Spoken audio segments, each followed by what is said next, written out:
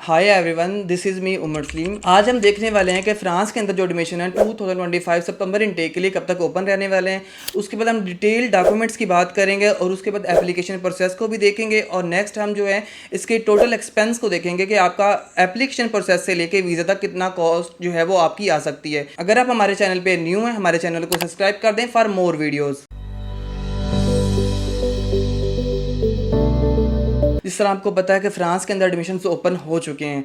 अब हम देखने वाले हैं कि फ़्रांस के अंदर जो एडमिशन्स हैं कब से कब तक ओपन रहेंगे, आपको कब तक ऑफ़र लेटर रिसीव होना शुरू हो जाएंगे और कब तक आपका इंटरव्यू होगा। सबसे पहले हम बात कर लेते हैं जो फ़्रांस के अंदर एडमिशन्स हैं वो कब तक ओपन रहेंगे। वो आपके जो एडमिशन 31 दिसंबर तक जो है वो ओपन रहेंगे। उसके बाद 15 मार्च तक जो है आपका इंटरव्यू जो है फ्रेंच यूनिवर्सिटीज कंडक्ट करेंगी और उसके बाद जो फाइनल एक्सेप्टेंस लेटर हैं वो आपको 30 अप्रैल तक आना स्टार्ट हो जाएंगे और 31 मई तक आपको फाइनल जो है आपकी एप्लीकेशन जो है वो क्लोज हो जाएंगे। उसके बाद आप एप्लीकेशन को प्रोसीड नहीं कर सकेंगे। अब हम देख लेते हैं कि इसके डॉक्यूमेंट्स के बारे में। डॉक्यूमेंट्स में जो आपका सबसे इंपॉर्टेंट डॉक्यूमेंट है वो आपका पासपोर्ट है। आपके पासपोर्ट की बेस पे आपको ईएफ का नंबर दिया जाता है। उसके बाद जो आपका नेक्स्ट जो डॉक्यूमेंट है वो आपकी सीवी है। अगर हम सीवी की बात करें वो आपके 3 पेजेस तक होनी चाहिए और वो एक प्रॉपर वे में यूरो पास फॉर्मेट में होनी चाहिए। थर्ड डॉक्यूमेंट है वो आपका कवर लेटर। कवर लेटर देखें एडमिशन लेने के लिए फ्रांस यूनिवर्सिटी में बहुत ज़्यादा ही इंपॉर्टेंट है। कवर लेटर को आपने बिल्कुल भी लाइट नहीं लेना है। इसको आपने अच्छे और प्रॉपर वे में जो प्रोफेशनल वे से आपने रिव्यू करवा लेना है। अब कवर लेटर को लिखने में लोग 3-3 माह भी लगा देते हैं। आपने इसको बिल्कुल भी ईजी और सिंपल नहीं लेना, क्योंकि आपका जो कवर लेटर है वो आपका जो एडमिशन ऑफिसर है उसको बता रहा है कि आपके क्या गोल्स हैं। उसके अंदर आपने अपना एक्सपीरियंस, आपका जो भी गोल्स हैं, एम्स हैं, आपने वो सारा कुछ मेंशन करना है। और उसके बाद जो नेक्स्ट डॉक्यूमेंट है आपकी डिग्रीज और ट्रांसक्रिप्ट हैं। अब कंप्लीट आपने डिग्रीज और ट्रांसक्रिप्ट जो है वो आपने अपलोड करनी है। नेक्स्ट आते हैं आपके 3 रिकमेंडेशन लेटर्स। कवर लेटर के बाद जो रिकमेंडेशन लेटर्स हैं वो बहुत ज़्यादा इंपॉर्टेंट हैं। रिकमेंडेशन लेटर्स 3 आपके होने चाहिए और आपके एसोसिएट प्रोफेसर से बने होने चाहिए। रिकमेंडेशन लेटर्स में जो फर्स्ट आपका रिकमेंडेशन लेटर्स है वो आपके स्पोर्ट्स के बारे में बना होना चाहिए, क्योंकि जो फ्रेंच के प्रोफेसर हैं वो इस बात को बहुत ज़्यादा जो है वो समझते हैं कि जो लोग स्पोर्ट्स में हिस्सा लेते हैं, अगर आप स्पोर्ट्स में हिस्सा लेंगे आपका ऑटोमेटिकली माइंड जो वो अच्छा वर्क करेगा। अब आपने जो पहला रिकमेंडेशन लेटर्स बनवाना है वो आपने स्पोर्ट्स के बारे में बताना है कि आपने अपने प्रोफेसर से बताना है कि आपने जो स्पोर्ट्स के बारे में 4 इयर्स में वर्क किया है उसके बारे में आपने लिखवाना है। और सेकंड जो आपका रिकमेंडेशन लेटर्स है वो आपके थीसिस बेसिस भी होना चाहिए। आपने कौन कौन से रिसर्च वर्क किए हैं और आपने क्या क्या उसमें सारी एबिलिटीज़, आपकी जो गुड क्वालिटीज़ हैं वो लिखी जाएंगी। और आपका जो थर्ड रिकमेंडेशन लेटर्स है वो दोनों से मुख्तलिफ होना चाहिए। उसमें आपका क्लास की रिक्वायरमेंट्स, आपका CGPA क्या रहा है, आपका क्या चीज़ें उसमें रही हैं, वो आपने सारा जो है उसके अंदर आपने मेंशन कर देना है। अब तीनों रिकमेंडेशन लेटर्स जो है वो 1 पेज की होने चाहिए और वो आपने क्या करना है, 3 जो है वो आपको जो एसोसिएट प्रोफेसर है जिनकी पब्लिकेशंस बहुत ज़्यादा हाई लेवल की हैं, जिनकी प्रोफाइल बहुत ज़्यादा स्ट्रॉन्ग, क्योंकि वो चेक करते हैं कि आपको रिकमेंड करने वाला कौन है। और ये रिकमेंडेशन लेटर्स आपने अच्छे तरीके से जो है वो अपने बनाने हैं 3 और वो आपने आपको अपलोड करने हैं। उसके बाद नेक्स्ट जो आपके डॉक्यूमेंट्स आते हैं वो आप क्या होते हैं, आपके सर्टिफिकेट्स जो आपने वॉलंटियर का काम किया हुआ है, आपने पब्लिकेशंस की हुई हैं, आपने थीसिस की है, आपने कोई भी आर्टिकल लिखा हुआ है, आपने इंटर्नशिप्स की हुई हैं, वो जो फ्रांस में एडमिशन लेने के लिए ये बहुत ज़्यादा मैटर करती हैं। अगर आपका देखें CGPA कम जा रहा है तो आपने ये चीज़ें भी कवर अप की हैं, अगर आपके प्रोफाइल के अंदर हैं तो आपका एडमिशन लेने में आपको कोई मुश्किल नहीं होगी। और उसके बाद आपको ये चीज़ें स्कॉलरशिप लेने में बहुत ज़्यादा हेल्प करती हैं।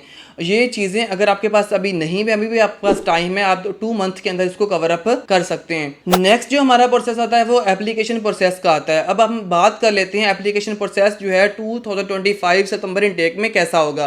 फर्स्ट ऑफ ऑल देखें, कैंपस फ्रांस की वेबसाइट पे आपने जाना है। कैंपस फ्रांस की वेबसाइट्स में आपने कोर्सेज को सर्च आउट करना है। आपने वहाँ पे जाना है, गूगल पे लिखना है कैंपस फ्रांस पाकिस्तान। वहाँ पे जब आप जाएंगे ऑटोमेटिकली आप यहाँ पे फिल्टर एक डालेंगे। वहाँ पे फिल्टर डालने के बाद जो आपने अपने कोर्सेज का नाम डालना है और वो आपके सामने एक लिस्ट जो है वो शो होना स्टार्ट हो जाएगी। उसमें कोर्सेज आपने अपने देखने हैं। आपने कोशिश करनी है कि आप 7 कोर्सेज को सर्च आउट करें, वो आपके रेलिवेंट होने चाहिए।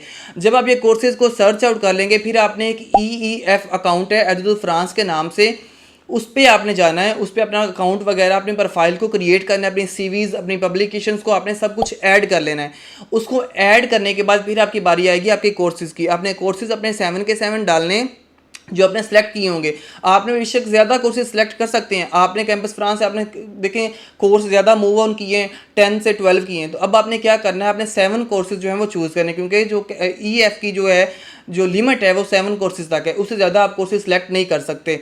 उसके बाद आपने क्या करना है, अपने सारे जो कोर्सेज हैं EF के ऊपर आपने डाल देने और उनका अलग अलग आपने कवर लेटर लिखना शुरू कर देना है।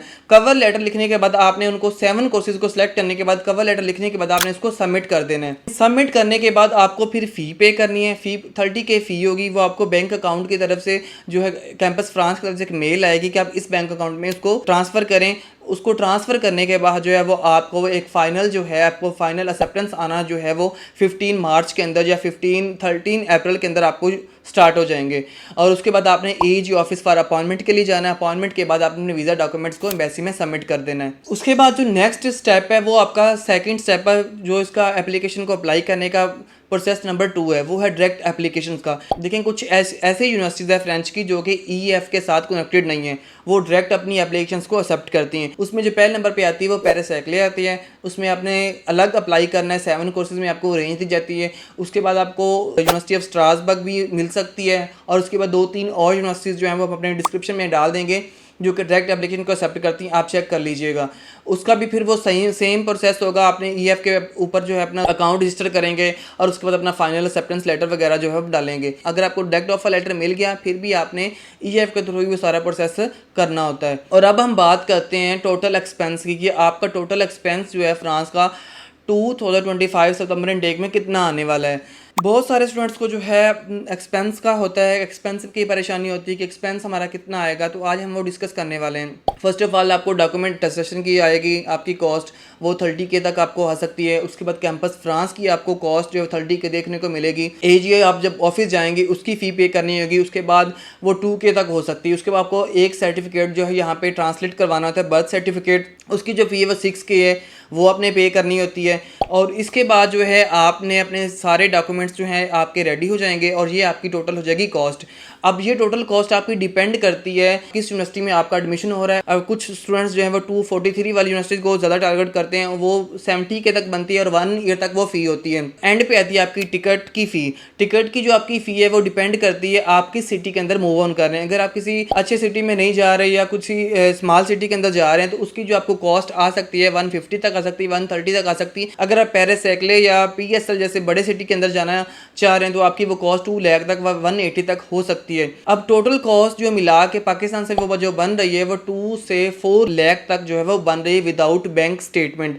आपकी बैंक स्टेटमेंट की बात करें तो वो आपकी डिपेंड करती है आपकी फ़ी के ऊपर। आपकी फ़ी कितनी होगी उसको मल्टीप्लाई करेंगे 12 के साथ। और फ्रांस में जो टोटल कॉस्ट आती है 1 मंथ की वो आती है 400 से 600 तक। उनकी मैं ये बैंक स्टेटमेंट बता रहा हूँ कि उनकी जो बैंक स्टेटमेंट है वो 20 लाख तक जो है वो आ सकती है। उसके बाद जो आपने सिंपल जो है वो इजीली मूव कर जाना है पाकिस्तान से। अगर आपका कोई क्वेश्चन हो तो आप हमारे कमेंट सेक्शन में हमसे पूछ सकते हैं, हम आपको ज़रूर रिप्लाई करेंगे। मिलते हैं इस तरह की और वीडियो के साथ। अल्लाह हाफिज़।